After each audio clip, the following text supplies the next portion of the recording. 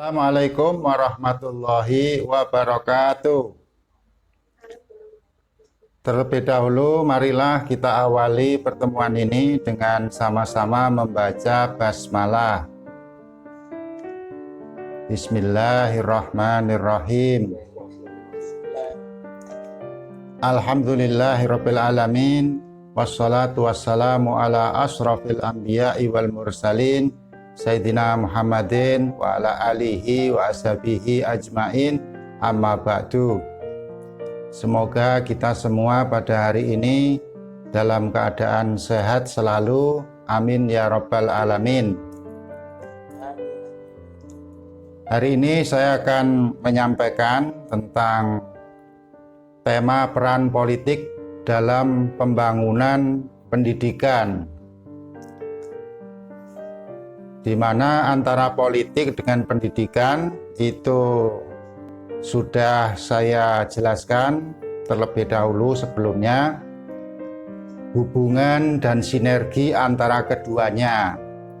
Dalam negara termasuk Indonesia tidak bisa dilepaskan peranan politik yang begitu besar mempengaruhi kebijakan pendidikan, seperti undang-undang tentang pendidikan nasional, guru, sertifikasi, kurikulum, standar nasional pendidikan, akreditasi, kelembagaan seperti pesantren, sekolah, madrasah, semua itu adalah produk kebijakan. Figur yang paling berperan di dalam memutuskan suatu kebijakan pendidikan itu tidak lain adalah kabinet pemerintahan yang sedang berjalan. Menteri-menteri, baik itu pendidikan maupun menteri agama, mulai dari masa Orde Lama setelah Indonesia merdeka sampai sekarang itu sudah banyak sekali menghasilkan keputusan. Tentu saja semua keputusannya itu mengarah kepada pembangunan pendidikan. Tujuannya tidak lain adalah memajukan dunia pendidikan kita agar tidak ketinggalan dibandingkan dengan negara-negara lain dan dapat mengatasi berbagai tantangan yang dihadapi. Kita bisa menyebutkan beberapa menteri, misalnya mulai dari Daud Yusuf, itu sejak Kabinet Pembangunan 3, kemudian Fuad Hasan, masa Orde Baru, itu Kabinet Pembangunan 4 dan 5, 2 kali masa jabatan, Bapak Wardiman Joyonegoro sebagai Menteri Pendidikan, Kabinet ke-6, menjelang berakhirnya masa Orde Baru, memasuki Orde Reformasi, lantas dipegang tampuk kepemimpinannya oleh Juwono Sudarsono, Malik Fajar, Bambang Sudibyo, kemudian Muhammad Nuh, Pak Anies Baswedan, ya, sampai sekarang pada periode Presiden Jokowi yang kedua ini adalah Nadiem Makarim. Begitu pula seterusnya nanti periode yang akan datang, semua menteri pendidikan kita itu memiliki peran yang sangat penting di dalam mengambil keputusan signifikan bagi pengembangan pendidikan nasional.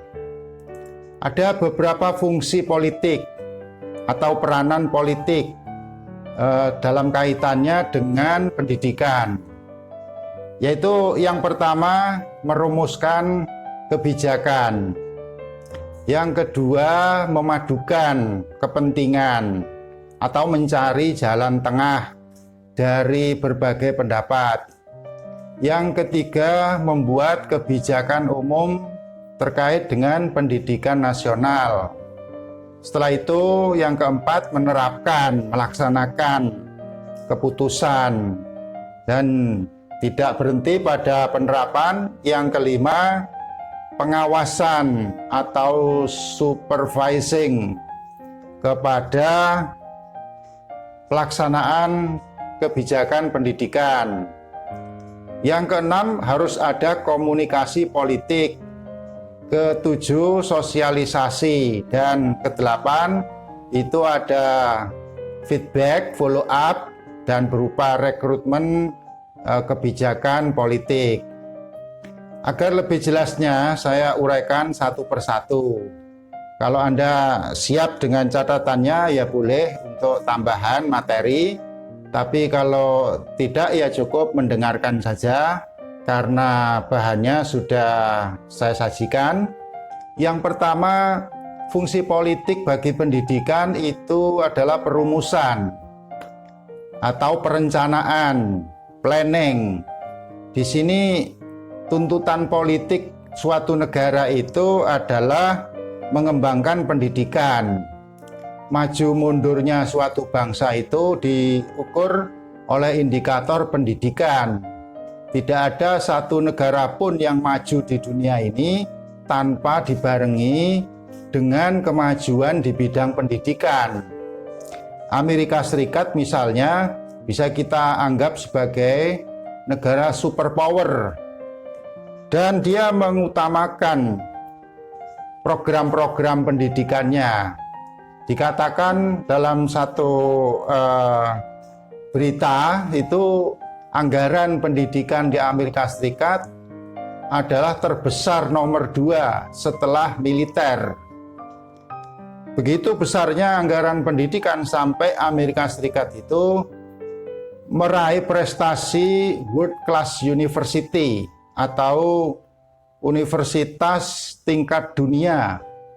Dari 100 perguruan tinggi terkemuka di dunia, lebih dari 50-nya itu disandang oleh Amerika Serikat. Pastilah ini karena keputusan politik yang kuat sehingga memajukan pendidikannya. Begitu pula dengan negara lain seperti di Eropa, bahkan di Asia Tenggara. Ini yang kita lihat dalam data Webometric menunjukkan Singapura itu sebagai macan Asia yang maju dalam hal pendidikannya, dan termasuk Jepang, Tokyo University itu diperhitungkan di Asia Tenggara ranking 1. Mereka itu memiliki konsentrasi penuh terhadap pengembangan pendidikan, tapi tidak dilewatkan kucuran anggarannya juga ikut besar.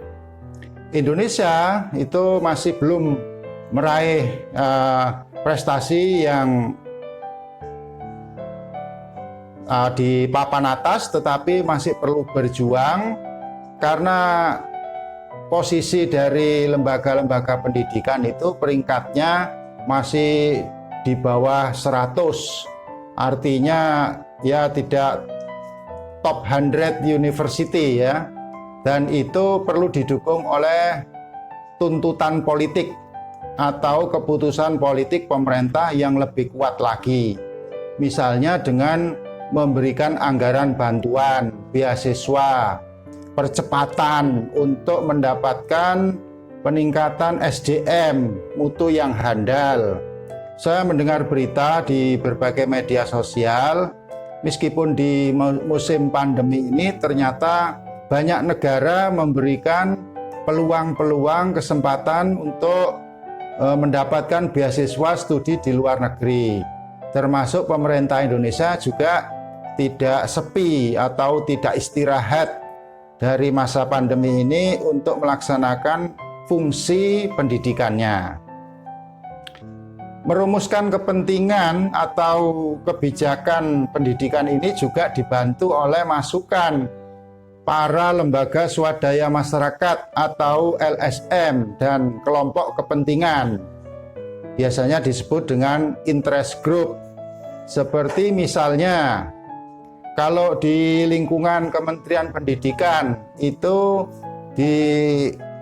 didukung atau difungsikan peranannya dengan masukan dari PGRI, Persatuan Guru Republik Indonesia.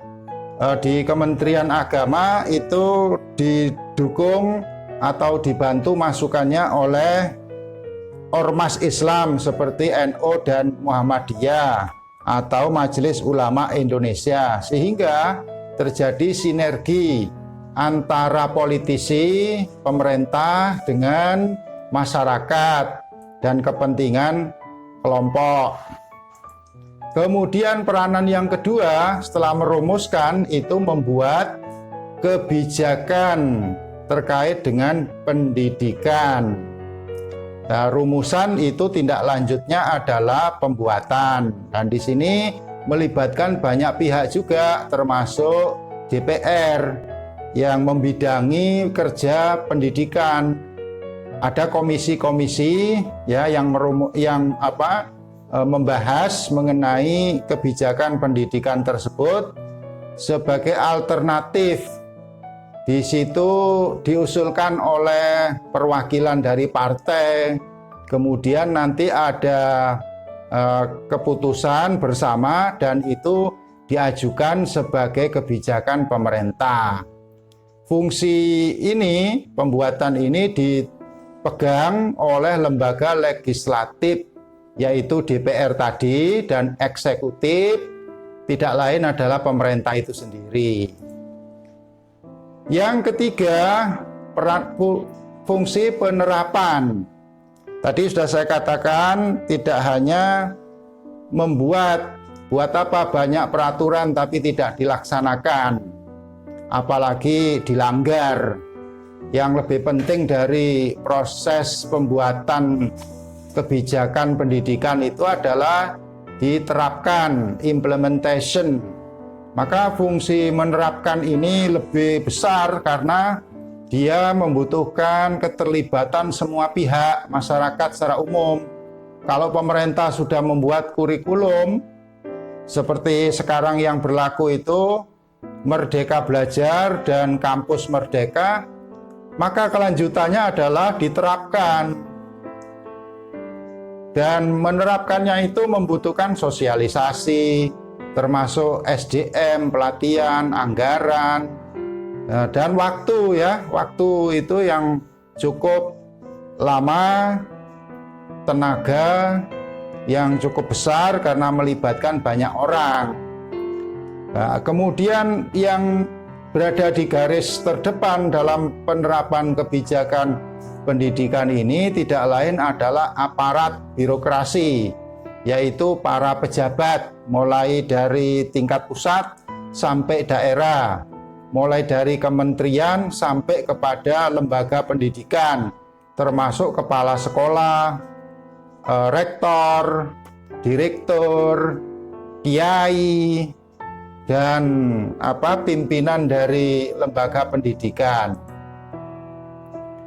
Terutama didukung oleh kekuatan pegawai negeri, karena pegawai negeri itu menjabarkan aturan pendidikan yang dibuat oleh pemerintah. Sekarang ini sudah mulai banyak kebutuhan untuk mengangkat pegawai negeri baru berupa guru yang jumlahnya lumayan besar. Dalam beberapa informasi saya dapatkan sekitar 1.300.000 calon guru kontrak yang akan direkrut dalam program PPPK, termasuk diantaranya adalah guru agama yang jumlahnya juga lumayan, lebih dari 27.000. Ini untuk mengisi kekosongan dan kekurangan para pelaksana pendidikan di lapangan. Dan fungsi yang berikutnya, yaitu keempat, setelah kebijakan politik dilaksanakan harus ada pengawasan, monitoring, supervising, karena kebijakan itu tidak seperti melepas anak panah, apakah meleset atau pas sasarannya, melainkan kebijakan itu dipantau, jangan sampai tidak tepat sasaran, apalagi terjadi penyelewengan, agar perilaku masyarakat itu sejalan, selaras dengan kebijakan publik dari pemerintah. baik itu ada keberhasilannya maupun kegagalannya perlu diawasi. Itu sebabnya di lembaga pemerintah ada badan pengawas, baik itu terkait dengan administrasi, keuangan, manajemen, SDM, maupun pengelolaan. Pemeriksa keuangan itu dilakukan oleh BPK, Badan Pemeriksa Keuangan. Selain itu proses itu dilakukan oleh Irjen, Inspektorat Jenderal.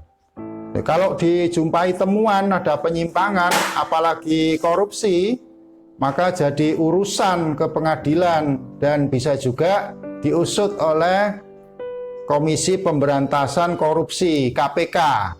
Dalam beberapa kasus kita sudah menjumpai ya, adanya beberapa kampus termasuk di lingkungan UIN itu yang diindikasikan adanya penyimpangan keuangan, atau dengan kata lain ya korupsi lah begitu, yang berbeda atau menyimpang dari norma-norma yang berlaku.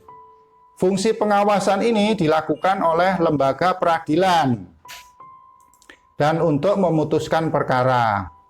Yang kelima adalah fungsi komunikasi politik. Jadi politik tadi saya katakan di bagian awal tidak berdiri sendiri, tidak bekerja sendiri, tetapi dia mempengaruhi bidang-bidang pembangunan yang lain. Khususnya dalam kaitan ini adalah pendidikan. Maka antara politik dengan pendidikan perlu ada komunikasi, koordinasi, atau kalau kita gunakan istilah yang dalam agama Islam itu silaturahmi ya, tidak bekerja sendiri-sendiri.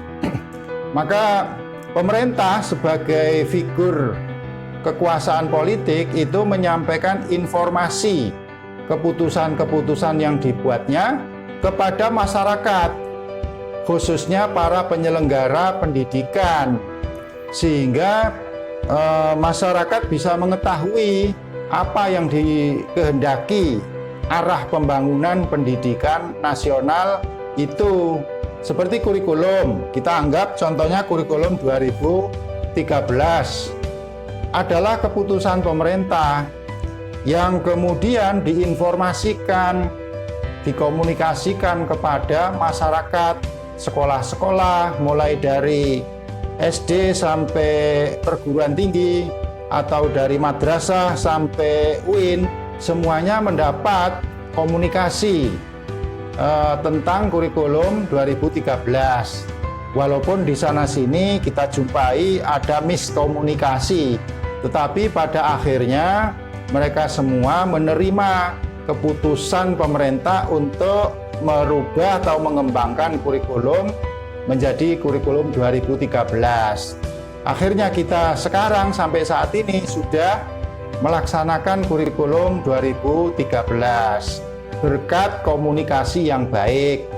Ya, walaupun hasilnya antara satu sekolah dengan sekolah yang lain itu berbeda, dan Anda kemarin sudah melaksanakan PLP, praktek lapangan persekolahan, melihat langsung kunjungan di sekolah bagaimana penerapan kurikulum 2013 tersebut.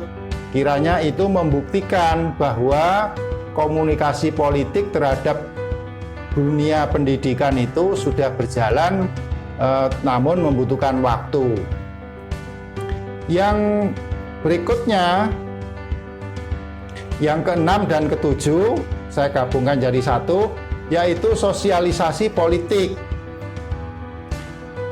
Ini merupakan proses pembentukan sikap dan orientasi politik anggota masyarakat yang dilakukan oleh semua lembaga politik, mulai dari kementerian sampai kepada Pemda, bahkan di tingkat kecamatan ada dinas pendidikan. Ya, semua itu bekerja sebagai lembaga yang menyebarluaskan apa saja keputusan pemerintah terkait dengan pendidikan. informasi mengenai lowongan kerja untuk guru misalnya. Kalau Anda mau mendaftar ya menjadi guru, itu tidak harus langsung ke Jakarta, tapi di daerah juga ada pengumumannya di tingkat provinsi atau kabupaten. Kebutuhan tentang guru itu berapa jumlahnya, kuotanya, cara mendaftarnya, semuanya bisa kita jumpai melalui sosialisasi yang baik. Kalau sosialisasinya itu kurang baik, maka banyak calon guru yang tidak mengerti bagaimana cara mendaftarnya, di mana, apa saja syarat-syaratnya. Nah, kadangkala kita dibutuhkan untuk proaktif mencari informasi sendiri. Jangan menunggu informasi datang. Tapi karena sekarang sudah ada kecanggihan teknologi informasi berupa internet, website, kemudian ada aplikasi, itu bisa dibuka sendiri, mencari dengan browsing bagaimana kebutuhan guru di lingkungan Kementerian Pendidikan atau Kementerian Agama, sehingga informasi itu dicari, bukan ditunggu datang dengan sendirinya. Penting ini diperhatikan ya, karena alumni dari Fakultas Tarbiyah itu tidak semuanya terserap menjadi guru agama. Mungkin karena kurang informasi atau sosialisasinya tidak merata. Itu yang merupakan titik lemah dari politik dan pendidikan itu pada sosialisasi ini. Kadangkala informasi itu begitu cepat ya.